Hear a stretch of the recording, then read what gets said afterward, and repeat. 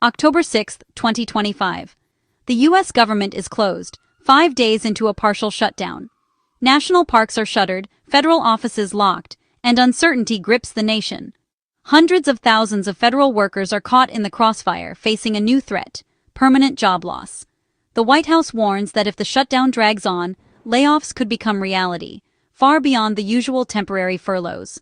The standoff in Washington is fierce. Lawmakers are deadlocked over money and policy. The Republican and Democratic parties can't agree on a budget, so the government can't legally spend money. This shutdown's most direct victims are federal employees, whose livelihoods now hang in the balance. Unlike past shutdowns, where workers were furloughed but eventually paid, this time the White House is floating the idea of permanent cuts. That means thousands could be out of work for good. The stakes are higher than ever. Every day brings more financial pain for families and more disruption to vital services. President Trump and congressional leaders are trading blame, but no solution is in sight. Federal workers are left waiting, watching, and hoping for a deal to end the uncertainty. The threat of layoffs makes this shutdown uniquely dangerous. For many, it's not just about missed paychecks. It's about the future of their careers. The nation watches as the crisis deepens, with no end in sight. The pressure on lawmakers is mounting, but compromise remains elusive. The shutdown's impact ripples across the country, touching families, communities, and the economy. As the days pass, the cost, both human and financial, continues to grow. The government's pause is more than a political fight. It's a personal crisis for thousands. The possibility of permanent job loss is a new and frightening reality. The shutdown is no longer just a bargaining chip. It's a threat to American livelihoods. The nation waits for leaders to break the deadlock. Until then, the uncertainty and fear persist. Federal workers are left in limbo, their futures uncertain. The shutdown's consequences are real, immediate, and growing. The country faces a test of leadership and resolve. The outcome will shape the lives of countless Americans. The stakes have never been higher. The shutdown began at midnight, October 1, 2025, the start of the government's new fiscal year. Without a budget approved by Congress, the government lost its authority to spend money. The immediate trigger: the Senate rejected a short-term funding bill passed by the Republican-led House. This bill, a continuing resolution, would have kept the government open until November 21. Senate Democrats blocked it, arguing it ignored their key priorities. The fight isn't just about numbers. It's about deep policy differences. Democrats want more than a temporary fix. Republicans say keeping the government open should come first. Both sides are using the budget deadline as leverage for their political goals. The result: a shutdown now in its 5th day, with no clear path forward. Federal workers and the public are left to deal with the fallout. The closure of government offices is a stark symbol of Washington's divisions. Each party blames the other, but the impasse remains. The fiscal year's start has become a battleground for political power. The consequences are felt far beyond the Capitol. The nation waits for compromise, but the standoff continues. The shutdown is a symptom of deeper dysfunction. Until leaders find common ground, the government stays closed. Republicans are united. Reopen the government now, negotiate later. Senate Majority Leader John Thune insists funding the government is Congress's basic duty. He accuses Democrats of holding the government hostage for unrelated policy demands. The Republican message: open the government, then talk. With control of the White House and Senate, Republicans passed a temporary funding bill in the House. They see it as a reasonable step to avoid a shutdown. Democrats, they argue, are being unreasonable by blocking it. President Trump blames Democrats for the crisis, amplifying public pressure. Republicans hope some Democrats will break ranks and vote to reopen. Thune says he's open to discussing Democratic concerns, but only after the government is open. The standoff is a classic political deadlock. Republicans won't negotiate on policy until the government reopens. Democrats won't reopen without concessions. Both sides are stuck, waiting for the other to blink. Republicans continue to hold votes, hoping pressure will force a breakthrough.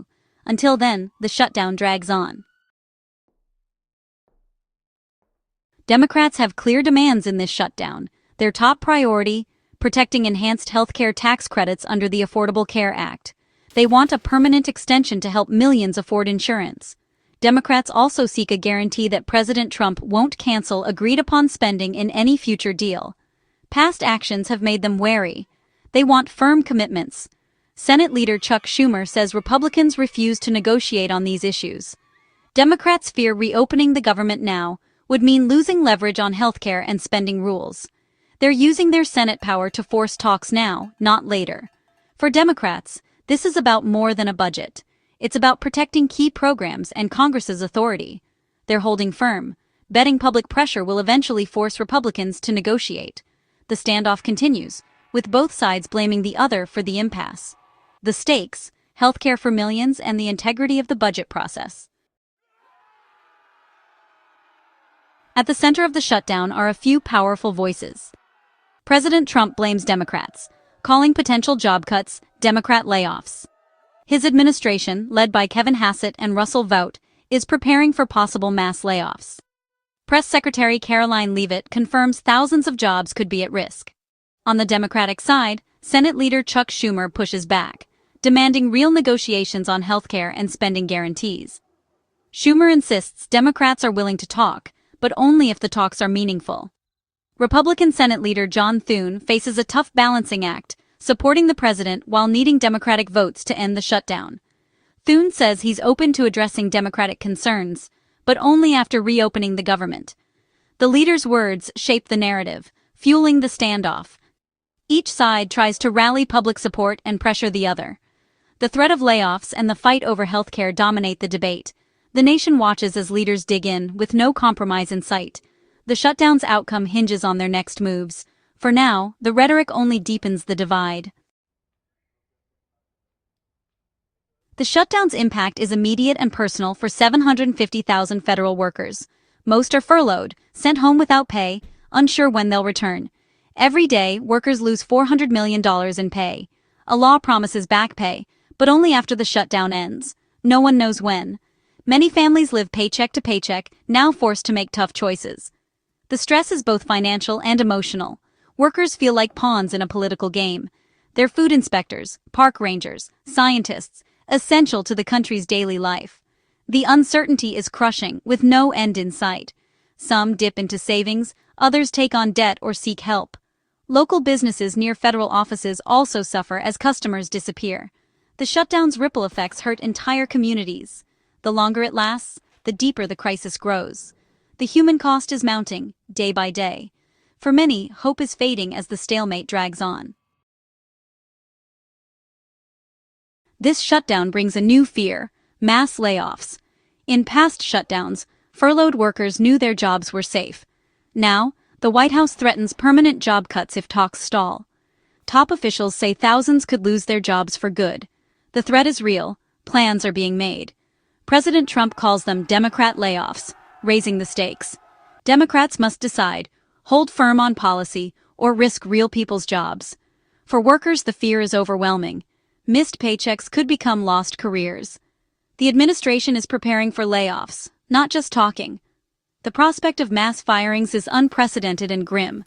The shutdown's consequences have never been more severe.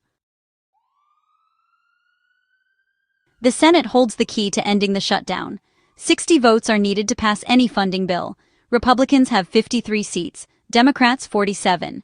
Republicans need at least 7 Democrats to join them, but even some Republicans oppose the House bill. So far, only 3 Democrats are willing to cross the aisle, far short of what's needed. The Senate has voted 4 times. Each attempt has failed. Today, 2 competing bills will be voted on. Neither is expected to pass. These votes are mostly symbolic, showing where each party stands. The deadlock continues, with neither side willing to compromise. The Senate's stalemate mirrors the nation's deep divisions. Until senators from both parties unite for a deal, the government stays closed. The votes are a public display of inaction. Each failed vote adds to the frustration and uncertainty. The shutdown's end depends on political courage and compromise. For now, the battle of votes goes on. The nation waits for a breakthrough. As the shutdown enters its second week, the question is, what's next?